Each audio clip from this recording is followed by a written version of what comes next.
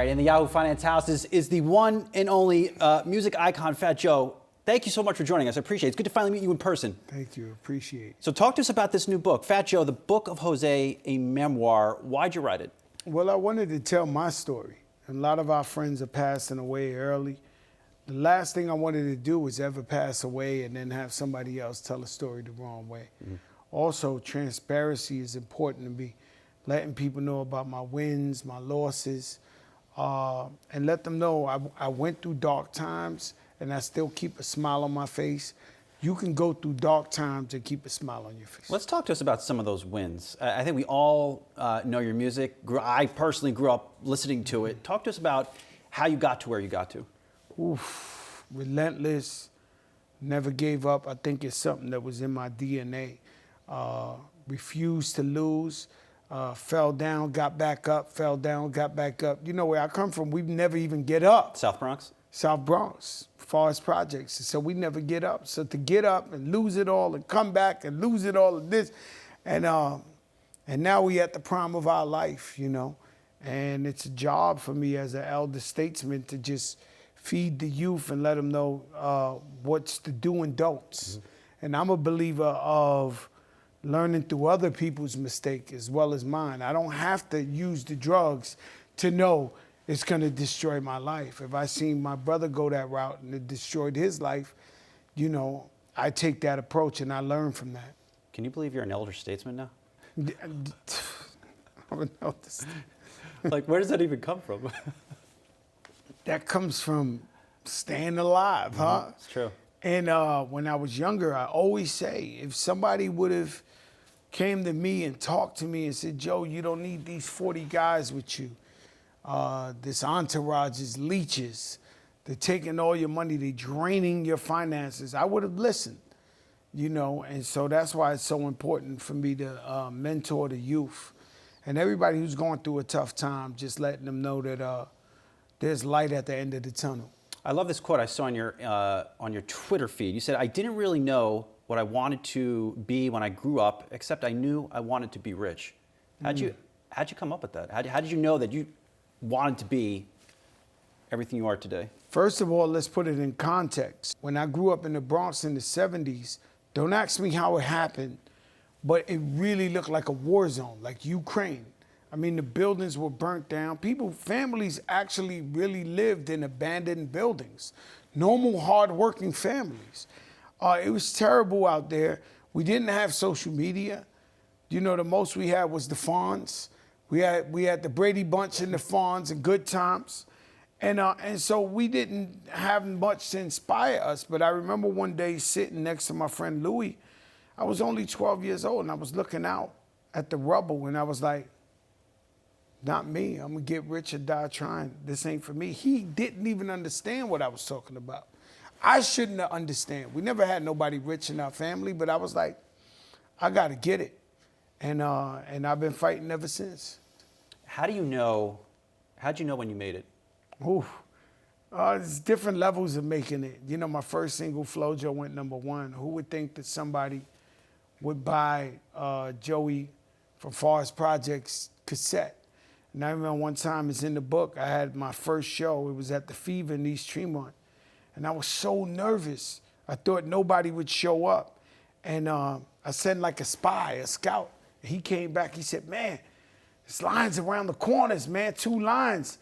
And I came over there and everybody was like, Joey, Joey, Joey. And it changed my life. That was one. There's just so many ways, so many different ways of making it, you know. Buying a home for my mother and father was big for me. It was huge. You know, I gave them hell growing up and we grew up with nothing. And so even though their home is very humble, right? It's not like mine, right? You know, the ceilings ain't as tall as mine. But I tell you everything, if I had to get rid of everything, that'd be the last thing standing. And that's the thing that makes me most proud when I pull up to my mother's house and I'm just like, wow. Mm-hmm. You know, that lets me know I made it. You don't hide the fact you've had some money troubles through the years. What got you into some of those troubles? Well, I didn't get into these money troubles. If we're talking about spending too much young, yes. Survivor's guilt. You know, when you make it out the hood, everybody in the whole neighborhood says, we made it. And then you believe, you know, their mothers and fathers fed me when I was young and I had nothing. So what do you do when they come and they say, Miss So-and-so died, we don't have the money for the funeral? So I paid for that. Somebody got in trouble with the law, I paid for the lawyer, I bail them out. And just keeping all this, you know, I really walked around every day with 40 guys. So every time I went to eat, it was 40 guys. Every time I went to drink, it was 40 guys. Every time, so imagine 40 hotel rooms. You know, and no one could survive like that, you know. And so I had to learn the hard way. But that definitely got me in trouble, trying to take care of everybody. How do you get out of a situation like that? Well, you do what I did. You know, one night I couldn't sleep. We were in Puerto Rico. We flew down in 2 private planes back to back, had 40 guys with me, and I couldn't sleep. And when I don't sleep, I feel like God is intentionally giving me a message. And so I went downstairs, called everybody together, and told everybody I no longer had money. And I couldn't take care of them. I couldn't pay their bills. 35 out of the 40 guys were like, yo, this sucks. You ain't this, you ain't that. This is our money. So they got rid of themselves. Almost like the scene in Bronx Tale with Collagida when Sonny told him, yo, you keep chasing the guy for $12. You got rid of him for cheap. So I got rid of those guys, and the 5 guys that kept it real with me are the guys that are still with me to this day. But that helped me. You know, they eliminated themselves. Sometimes you give a guy enough rope, you know, they'll do it to themselves. You know, people are having a lot of money troubles in this environment. It's crazy out there. Recession talk, inflation, people paying, I don't know, for food. I mean, they can't afford food. What are the lessons? Food is crazy. Food is crazy. I mean, what are the lessons? What have you taken away? I'm doing fine. Yeah. Right? I got to be honest with you. I'm doing better than ever.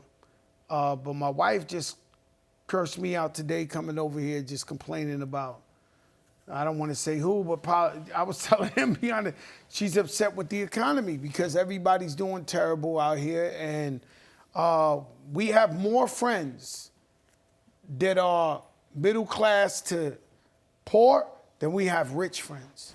And so we worry about them, man, and them just buying groceries. You know, my wife came from the supermarket. She had 1 bag. She was like $350. 1 bag. You know, when I was a kid, I'm talking about a baby, my moms would go shopping and do a grocery with $2. Mm-hmm. She would get a milk, she would get a bread, and still get a pack of Marlboros. Mm-hmm. You know, it's crazy. 1 bag is $300. So we got to turn it around, man. We need Joe Biden. We fought hard to get the Democrats in power. We need to see what they got planned for us. Think they can do it? Oh, we got gas. I just paid $6 for gas, for premium gas in my car. Anything's possible. Yeah. I'm a believer. But thus far, we're waiting to see the results. Talk to us. You're now going through a little bit of a transition. You're now getting ready to host a show. Yeah. How do you make that transition?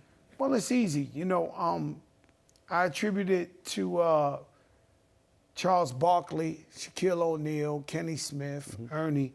You know, these guys have played the game. You know, they got skin in the game. Barkley's contract is insane. I mean, he deserves it. We watch him every night. I know, right? It's true. And so they're pretty much the guy version of the Kardashians. Because the Kardashians got all the ratings. They got the ratings for the guy. He deserves it. And so I look at that and I just feel like hip hop is finally turning 50 years old. Elder statesman who went through everything in life, and now we can commentate on the hip hop game and the culture. And it's going to be a lot of fun hosting my own show on TV. It started and on this IG. book is getting turned into a to a series on Showtime. Congrats. with Kenya Barris and the Terrero brothers. I have a animation with Susan Sarandon called The Movies coming out. And I also linked up with Lemonade, and we're doing a one-man show almost like Mike Tyson. And Dave Chappelle is introing me. I mean, this is all, you know, this is 28 years of working, of grinding, you know, finally From the South getting Bronx my to flowers. Yeah, that's right. We got a couple quick ones for you. A little around the horn before we let you go here. Biggest musical inspiration? I got to give you 3. KRS-One, coming from the Bronx, his delivery, his style, his message. LL Cool J, just being the ladies' man. He is the ultimate ambassador of hip hop. He is the guy you want to be your favorite. He's the MVP. And I'll have to go R&B with Luther Vandross. Oh. And so when I wear jewelry like this, you blame it on Luther Vandross. Me and my wife used to go up a deck. We used to see him at the show, this little, in Madison Square Garden. And all we could see is his wrist shining on stage. And I'd be like, yo, when I get my money, I'm going to get one of those Luther Vandross. Well, I'm looking at you. You're my inspiration now. I'm like, look, I just got this small watch here. I mean, I'm not doing a good job, but business role model. I know you were into sneakers. Yeah. Is a Michael Jordan a good business model? I mean, do you look at him and say, wow, I mean, this guy's just done everything? You know what? They had the marathon in New York. And it was such a beautiful day. I went to Manhattan and got stuck on traffic on purpose. It was such a beautiful night. I got stuck on purpose, and I was looking at everybody's feet. And everybody was wearing Jordans, black, white, Asian. And I said, wow. I mean, the man retired, 15, 20 years ago, and his buying power is still like that? I mean, amazing what he's done with the Jordan brand. My mentor just recently passed away. His name is J.R. Ridinger. He owned Market America and Shop.com. And he taught me so much about business. You know, when I went through my tax troubles, he tried to give me $1 million check. He chased me around the apartment, him and his wife, with $1 million check. We know they took all your money. Mm-hmm. We love you, brother. This guy's a billionaire. And I said, you know what? I can't take your money. Can you teach me business? And so I stuck with him every day for like 5 years by his side every day and learned everything and soaked it up like a sponge. And I'm where I'm at to this day because of JR. Last one before I let you go. If you were not here or in music or in entertainment, where do you think you'd be? I would be successful. I don't know if I'd be the bodega owner. I don't know if I'd be have my own security firm, 20 Ubers. I don't know. I get to the money. I tell you, get rich and die trying. It's in the book of Jose. No, we appreciate it. It's a pleasure to meet you. And really, so congrats on all your success. Fat Joe, the book of Jose, memoir. Get this book, read it, and share it on social media. Thank you.